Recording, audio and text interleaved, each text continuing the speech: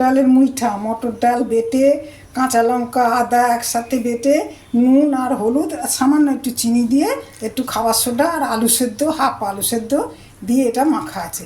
এবারে কড়াইতে তেল দিয়েছি একটু, যাতে লেগে না যায়, জল দিয়েছি ঢেলে। এবারে এর মধ্যে আমি মুইঠা বানিয়ে ছেড়ে দিলাম ফুটন্ত জলে।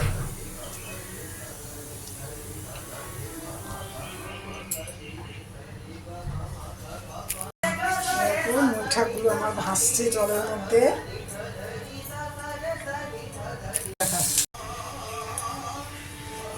আমার মুইঠাটাই দেখো লাল লাল করে মুইঠা আমার ভাজা হয়ে গেছে। এবার ভেজে রেখে দিই। এবারে আমি তোমার মুইঠা কারিটা বানাবো। আমি জিরে দিয়ে দিলাম, তেজপাতা দিয়ে দিলাম, আমি গরম মশলাটা গোটা ফুটো করে রেখেছি, তো এটা পুড়ে যাবে, আমি একটু পরে দিই। আগে এগুলো আমি দিয়ে দিই। দিলাম, ক্যাপসিকাম দিলাম, সব একসাথে দিয়ে দেবো। টমেটোটা দিয়ে দিলাম, পেঁয়াজ একটু গ্রেট করা আছে বাটার মতো, আর একটু রসুন এটাও দিয়ে দিলাম একটা সাইডে। এবার এটা হোক একটু। আমার এটা কষা হয়ে গেছে। এবারে আমি মশলাটার মধ্যে জিরে আদা লঙ্কা কাশ্মীরি লঙ্কা চিনি হলুদ একসাথে সব করে রেখেছি দিয়ে দিলাম। আর এবারে এই গরম মশলা যে আমি থেঁতো করে রেখেছি, যেটা গরম মশলা, এটাও আমি দিয়ে দিলাম। আর দুটি কিশমিশ দিয়ে দিলাম। ব্যাস, এবার একটু কষে আমি জল দিয়ে দেবো।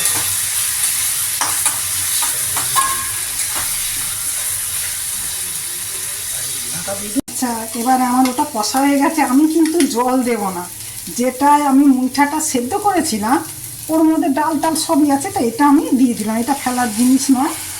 এই দেখো ডালটা গলেছে অনেকটা, না এটার সঙ্গে দিয়ে দেবে। ব্যাস, এবার জল লাগলে একটু দিতে পারো। এবার হয়ে যাক, ফুটে গেলে মুইটা দিয়ে আমি নামিয়ে দেবো। ফুটে গেছে আমার এটা, আমি এবার নুনটা দিয়ে দিলাম।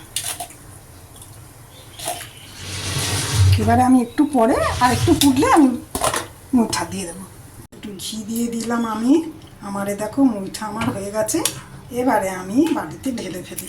আমার মটর ডালের মুইঠা, একটু ধনে পাতা কুচিয়ে গরম এতে ছড়িয়ে দিয়েছি, আর একটু সাজানোর জন্য ধনে পাতা, ব্যাস।